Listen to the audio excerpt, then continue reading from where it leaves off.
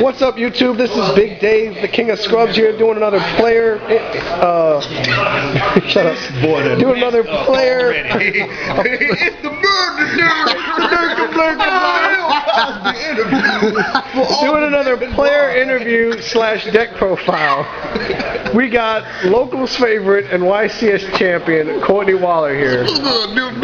What's spaghetti? You're not skibbity boo bop and you're not herping derping. All right, what's good, Courtney? Hey, what's good? How do you feel about the format, man? Honestly, I'm really enjoying this format right now. I think it's like one of the better formats. I'm not gonna say it's the greatest, but it's something that's been long waiting. What we tragically needed from the format that we actually just came out of. All right. Do you have any plans to go into any events this year? Yes, I was supposed to go to a YCS Indy. If you were looking at my Facebook page recently, I've been calling my teammates betrayers because I was the first person to be asked that I need a ride, and I said yes. So I was scheduled to ride with my teammates. However, they bumped me out for a new person we added to the team, and they forgot to tell me. So I was gonna make my way to the person's house and sit there like a dumbass.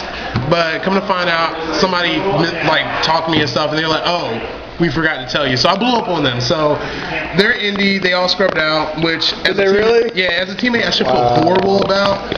But like I told them, if they all lose, I'll feel better and forgive them, and then we'll just dominate YCS Rhode Island. So you're being a spiteful bitch, is what you're saying. Yeah. So I'll be attending Rhode Island and every other YCS that comes there afterwards. Alright. Any regionals? Do you have any invite?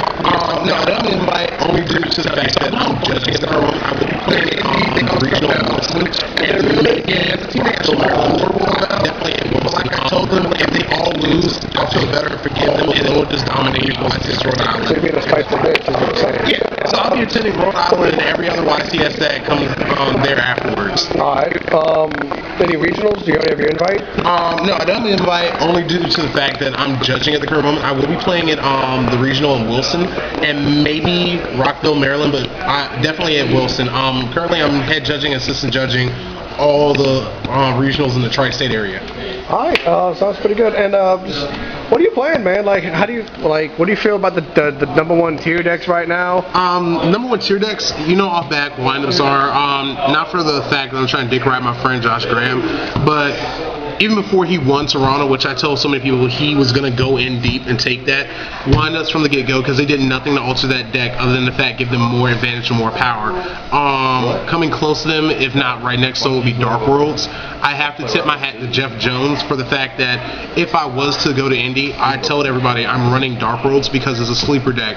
So Jeff Jones, kudos to you, man, and take it home. But right now, the top two in my eyes would be windups and Dark Worlds. What about all those people with the Gear Gears and the Psychic decks, man? How do you feel about them? Gear Gear, as long as it's Gear Gear Curry, it's an extremely good deck. It does require 1 to 2 turns to set up if you have an armor and a tuner. But I'm going to put it at 1.5 instead of just straight tier 1 because of the longevity of the setup and that a play can immediately be stopped. That's where it gets to 0.5. Psychics, on the other hand, again, Jeff Jones, you made a wonderful deck, but he's the only person that can run that deck. Other than that, that deck is shitty in the hands of anyone else. All right. And right now, what are you playing? Dark World. I said I was gonna run it. Well, show YouTube what you're working with, man. All right, we're gonna start with my monster lineup. My deck is at 42, only for the mere fact I was supposed to take out 1 card to put it at 41, and I could not remember what it was. By the way, that mat's real sexy. I like that. Well, thank you. Of course, you're gonna have your 3 Graphas. the toll getter. These, the toll getter. This is the guy that you owe money to, and he's gonna come after you if you don't pay up. We gotta do a video on that. Yeah. 3 Snow because she's the pimp selling hoe or whatever you want to call her. The searcher. Let me go ahead and just put these up here. That's fine. Trip Brow. The additional draw engine if you put yourself under the reckless. I do double silver. Silver. My apologies. Silver. God damn it. Silver and gold. That's all I want. I want Jesus. It says silver and gold. But 2 silver. I do 1 gold. Only for the reason why that I have 1 gold in here is if by chance there's too much back row for me to take down, I can do an instant Ceruli play and just take it away. Oh, okay. And it can avoid the torrential, the bottomless, things of that nature because of Ceruli. So it's just an additional outlet. And by the time like 1 silver's effect has gone off, you really can't do anything. People do trip silver, and I'm like, I don't understand the purpose when if you're already taking 2 from them, the most you could take is another 2. They're not going to have a massive hand. I mean, they're both pretty much the same damn card anyway. Yeah, they are. One Cerulli, again, his effect, if you special summon to the opposing side of the board, he forces your opponent, which is now you, to discard a card. So the first and secondary effects of Dark World's now trigger. Alright. I played 1 Tour Guide. I tested the build before Tour Guide got limited, even though I had called out saying Tour Guide was going to get limited because it was the new Tengu. I didn't like it at 3. I definitely didn't like it at 2. And I tested at 1, and it actually runs way more smoothly at 1 because it has so many legit targets. A second Tour Guide will just kind of get in the way of the deck, and you'll see why when I head over the traps. 1 Morphing Jar that I do main deck. Pretty legit. And 1 Night Assailant. I got in an argument with one of my friends at Locals because he thought I was just doing it for additional tour guide target. He didn't let me finish. This can become a tour guide target only for the mere fact that if this is the opening of the game, without me revealing what the deck is, I can summon this, bring him out, and go into whatever exceed more than likely is in main and defense to protect the board. I do not have to reveal that I am playing Dark Worlds at the moment. But if by chance this is not for a tour guide target, it is for this combo right here. That if Morphing Jar ever hits the grave and I need an additional discard outlet, he is a fiend that works with gates and everything else and triggers when he's discarded. I can grab this monster back and start the entire cycle over. So that's the main reason why he is in here, besides not revealing what the deck is turn 1. Very nice. So very that's my nice. monster count. It should be at 16 at the moment. Heading over to spells. Alright. No, because nothing to do with stuff. Your trip Dark World dealings. Standard. Some people are going to kind of be skeptical. I don't like triple gate. I don't know why. Triple gate has always gone away because by the time you get to the 3rd gate, you've already exhausted every resource and you should have won. More than likely, probably by next week, by Richmond Regional or by YCS Rhode Island, I'm probably going to side deck the 3rd gate for the mirror match. But as of right now, I'm only main decking 2. Double drag down. 1 Dark World Lightning. This combo with Greffa is an amazing combo as far as that you've already put Greffa in the grave. You've taken away 1 back row. More than likely, if you're playing this card, you're hitting a set monster, Gear Armor, or Snowmania or something, and Greffa's already taken down the initial back row. So they have a T set, you auto-destroy the T set with a Greffa about to come back to the board. The card destruction, which is standard. Monster Born, Heavy Storm, and I'm kind of 50-50 on this card. I think this is the card that I actually want to take out to put the deck at 41, but I can't remember. Gates to the Dark World. It's a quick play card that acts as set on Monster Born / Call of the Haunted.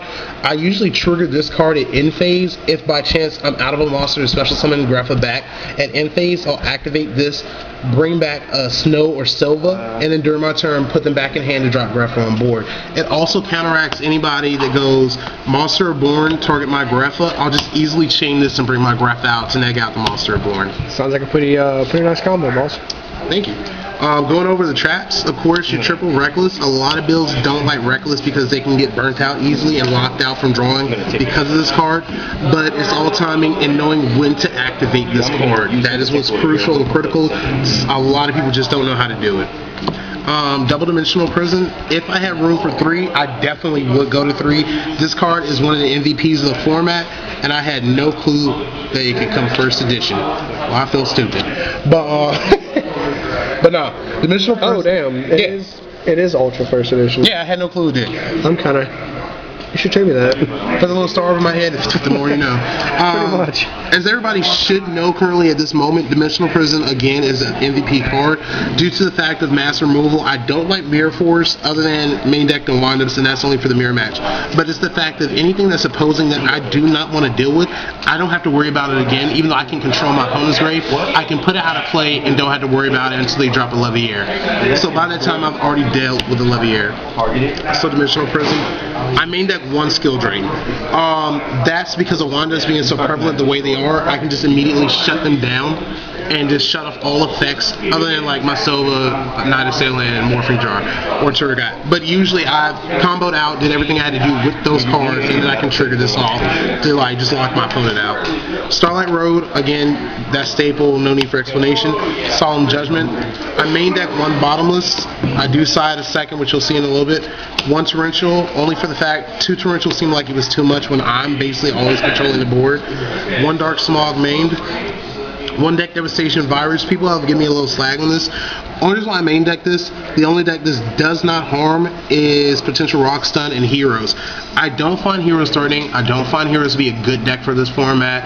I really feel with people, and please take no offense, people that run Heroes currently at the moment aren't trying to win. Unless you're Angel Flores, you're really not trying to win shit, and you're just wasting people's time. Because the deck is too slow and it doesn't have the ability to spam out monsters. Rock Stun is hit or miss, but other than that, every other single deck right now DDV effects. Not only that, it's hand knowledge, and then it's easy requirements as far as like I have a gate in the snow and they try and balance the snow because I want to bring a Grapha back. I can just activate that and just have full knowledge of their hand. 7 Tools of the Bandit. I told people in other videos I really think this card needs to be played at the moment, only for the fact you 7 Toolsing somebody Solemn Judgment really felt like you just pissed on them. So it's just personal preference, either 7 Tools or a main deck Trap Stun, but that's just me. And one of the other cards, Dust Tornado. The reason why I have Dust Tornado here, and I'm not going to try and prolong this, is for the fact that if I want to hold a critical card, i.e. let's say this deck Devastation Virus, I can in-phase Dust Tornado and then set the DDV so it's safe on my turn.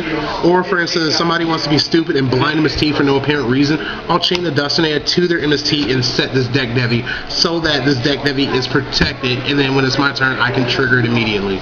So it's just for that fact. And then I just hate like Naturi Beast fucking safe zone. That shit pisses me off. So it's just, I have it in there for specific reasons that most people shouldn't be understanding of it. Fair enough. So that's the main deck. Going over to the side deck, double Doom Caliber Knight. That's for general purposes. Everybody should understand why. Boosted up by gates and the ability to neg out certain effects. Double Brawn, Mad King of Dark World. This is specifically for the mirror match. In the mirror match, you've already taken out probably one. That was for me. I suggested that. Sprags just addressed that. I'm not going to lie, and I appreciate that insight. I had to go back and apologize and something. That was an excellent idea. In the mirror match, you're taking out the majority of your discard outlets other than gates. So you're trying to figure out, besides Smog and maybe 1 drag down you've left in or 2 drag downs, how are you putting your monsters in grave to trigger off? This guy alone, unless you have a Silva that some magically got out on the board, this guy alone is bigger than every other Dark World monster that's 4 stars and below. So him multiplied with gates, or just him standing alone, when you swing and he inflicts damage, he's just going to trigger every Dark World monster you have in your hand. So your opponent has to worry about a way to get over him. Plus during battle, if he potentially swings, you can just drop a silver and keep going. So that's one of the main reasons why I have him here. He's perfect for the mirror match. Spells, double MST, you should know why. Double System Down. Do not side Cyber Dragon. There is really no windups can do it, but this card right here just eliminates the entire deck to begin with. Allow them to make the Garganto X.